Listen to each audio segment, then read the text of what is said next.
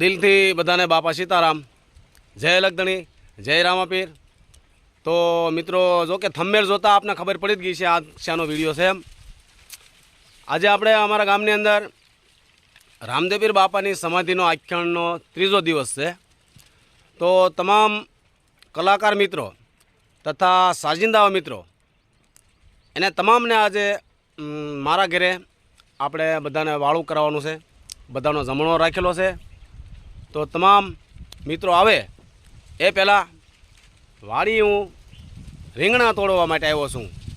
વાડીમાંથી તાજા રીંગણા તોડવાના છે। અમારે હરભીમભાઈની વાડીમાંથી રીંગણા તોડવાના છે। તો તાજા રીંગણાનું શાક બનાવવાનું છે અને સલાડ, ભૂંગળા બટાટા, આ બધું રસોડું આપણે સાદું રસોડું બનાવવાનું છે। અને બધા કલાકાર મિત્રોને કારણ કે તળેલી વસ્તુ ન મેળાવે એટલે સાદું રસોડું આપણે બનાવવાનું છે। આખા રીંગણાનું શાક બનાવવાનું છે અને એ તે આખા રીંગણાનું શાક રીના બનાવવાની છે। તો આ જોઈએ છે આપણે રીના કેવું શાક બનાવે છે। અને જો પછી મિત્રો બધા આવી જાય અને પછી રીંગણાનું શાક ખાઈએ અને હવાણ કરીએ અને પછી 9 વાગ્યા વાળું સમાધિ આખ્યાન આપણે ત્રીજા દિવસનું શરૂ કરવાનું છે। તો ચાલો અત્યારે વાડીમાં લઈ ભાઈ રીંગણા આપણે બધા બના રહીજો, મોળી નાખ્યા છે અને ભરી દીધા છે। તો હવે રીંગણાનું શાક મેકવું છે। તો ટમેટા સુધારી નાખ્યા છે, મસાલો હજી થોડોક પડ્યો છે, કોથમરી પણ કપાઈ ગઈ છે અને બટાટા બાફવાના છે, બફાઈ જાય એટલે એને ફોલી નાખવાના છે। તો આ રીતનું આપણે સાદું રસોડું બનાવવાનું છે કારણ કે બધા મિત્રોએ કીધું કે ભાઈ સાદું બનાવજો, આપણે શાક રોટલા આપણે ખાવા છે। તો બધા મિત્રોને આજ આપણે શાક રોટલા ખવડાવવા છે અને હવાણ કરવી છે। તો જો હવે શાક મેકી દેવું છે આપણે। જો આપણે હવે રીંગણાનું શાક મેકી દીધું છે ચૂલા ઉપર, તપેલું ભરીને બનાવવાનું છે શાક કારણ કે 30-35 જણા કે 25 જણા જેટલા આપણા મિત્રો આવશે તો બધાને થઈ રહે એટલું શાક તો મેકવું જ પડે, માટે તો શાક મેકી દીધું છે મિત્રો। અને સલાડ પણ તો એક બકડીયું ભરીને સલાડ બનાવ્યું છે, કોબી, મરચાં અને ગાજર આ બધું નાખીને અને સલાડ પણ તો તૈયાર થઈ ગયું છે। હવે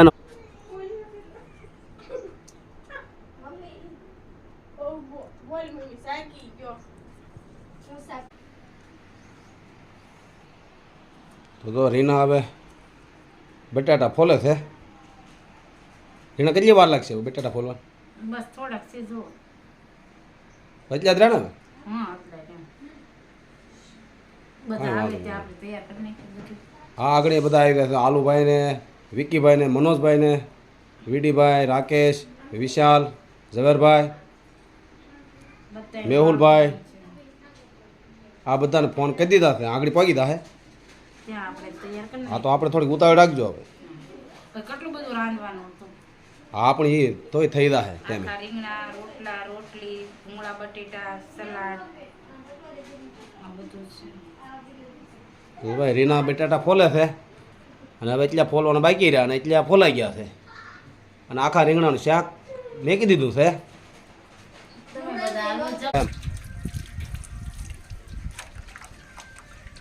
કલાકાર મિત્રો પાળીવાળા બધા આવે જમવા એટલે જો બધી તૈયારી હાલે છે। વાહ વાહ, વાસણની બધી બધું રાંધવાની બધી જો અમારા માનસીબેન જો વાસણ થાળી બાળી ધોઈને તૈયાર કરવા માંડ્યા છે કેમ કે અમારા પાળીવાળા બધા અહીંયા જમવાના છે।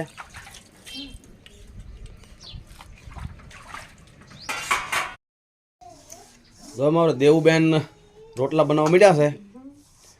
દેવુબેન કેટલા રોટલા બન્યા? હજી એક તાવડી નાખ્યો છે એમ ને? તો જો આવા સંગીતકાર મિત્રો, કલાકાર મિત્રો બધા આગળ વાળું કરો આવી ગયા છે, ત્યાં તમે રોટલા તૈયાર કરી નાખો, બરોબર?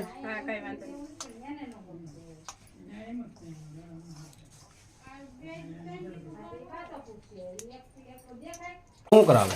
ભૂંગળા તળું જો હવે બટેટા ને એવું થઈ ગયું ને તેવા ભૂંગળા તળું છે। બટાટા કમ્પ્લીટ બધું હાલો તો ઓલા હવે વીડીભાઈ ને, આલુભાઈ ને, વિકીભાઈ ને, અશ્વિનભાઈ ને બધા, ગગરભાઈ ને બધા નીકળી ગયા છે. હા તે આવે ત્યાં તૈયાર કરી નાખું.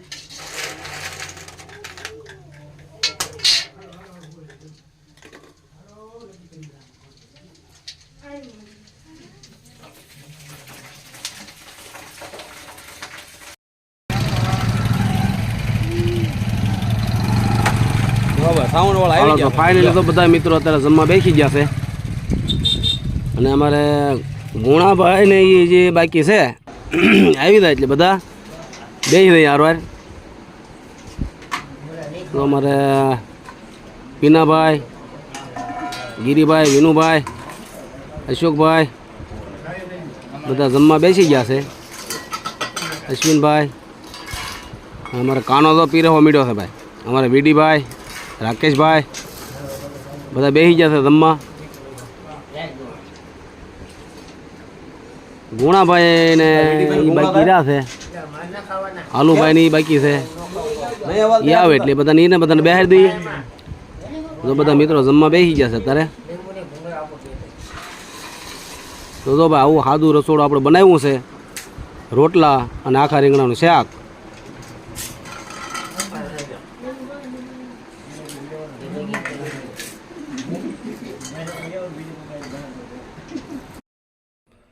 તો જો ભાઈ મિત્રો બધા મિત્રો અત્યારે વાળું પાણી કરી લીધા છે અને હવે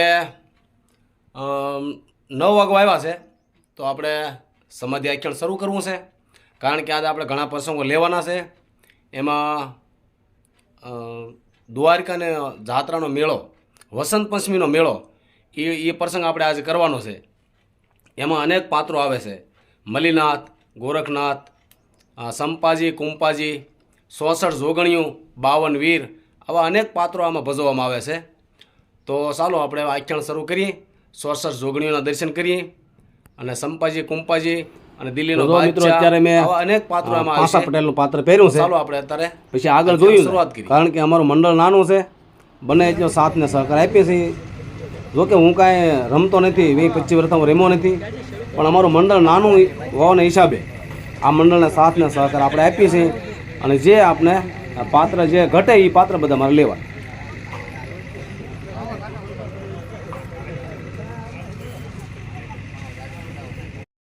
હવે અમારા ગોપાલભાઈ તમારે શાનું પાત્ર છે?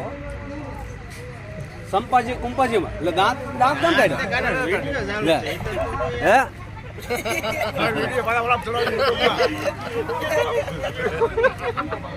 ભાઈ જો ગોપાલભાઈ ને કીધું દાંત આવી જાય. એને પાત્રનું નામ યાદ નથી રહ્યું. સંપાજી, કુંપાજીનું પાત્ર એને આપેલું છે અને મેં પાસા પટેલનું પાત્ર પહેર્યું છે આજ 25 વર્ષ પહેલું વહેલું. અને હવે પછી અમારે સંપાજી, કુંપાજીના પાત્રમાં આપણે ગોપાલભાઈને હારી રહેવાનું છે.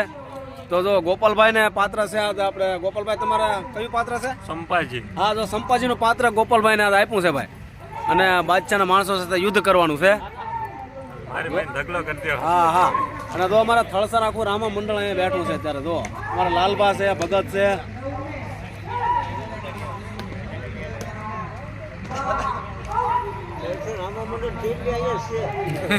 હા ભાઈ, 4 દિવસ તો અમારે થળસર રામા મંડળ અહીંયા પૂરેપૂરી સેવા આપી રહ્યું છે.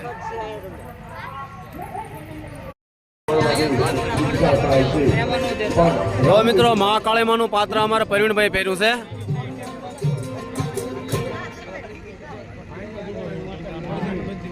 પ્રવીણભાઈ તમારું પાત્ર છે? મહાકાળીમાનું પાત્ર તો પ્રવીણભાઈ પહેર્યું છે ભાઈ. અમારે આ ભાઈ તમારે શાનું પાત્ર છે? ખોડિયારમાંનું પાત્ર. વાહ વાહ, જો અમારા ભાઈ ખોડિયારમાંનું પાત્ર પહેર્યું છે ભાઈ. તમારે શાનું પાત્ર છે? જો ભાઈ ભગવતી સાઉન્ડ માતાનું પાત્ર અમારા ભાઈ પહેર્યું. શું તમારું નામ? દીપાભાઈ. તો અમારે સાઉન્ડ માનું પાત્ર પહેર્યું છે. અને અમારે બાલાભાઈ તમારે શાનું પાત્ર છે? ગોરખનાથ. વાહ વાહ, જો બાલાભાઈ અમારે ગોરખનાથનું પાત્ર પહેર્યું છે ભાઈ. બાલાભાઈ ભરવાડ અમારા હાઈડવાદ. વાહ વાહ બાલાભાઈ વાહ. જો ભાઈ અમારે વિપુલભાઈ વિપુલભાઈ તમારે શાનું પાત્ર? મારે બુટ ભવાની માનું પાત્ર છે ભાઈ આજે. જો ભાઈ વિપુલભાઈ ને અમારે બુટ બોય માનું પાત્ર છે આજ દેવીઓમાં. વાહ વાહ. અને તમારે ભાઈ? સંજયભાઈ. તો ભાઈ મોંગલમાનું પાત્ર છે અમારે સંજયભાઈ ને. વાહ વાહ. તમારે? વાહ વાહ. બહુ સન્માનનું પાત્ર છે રાજુભાઈને.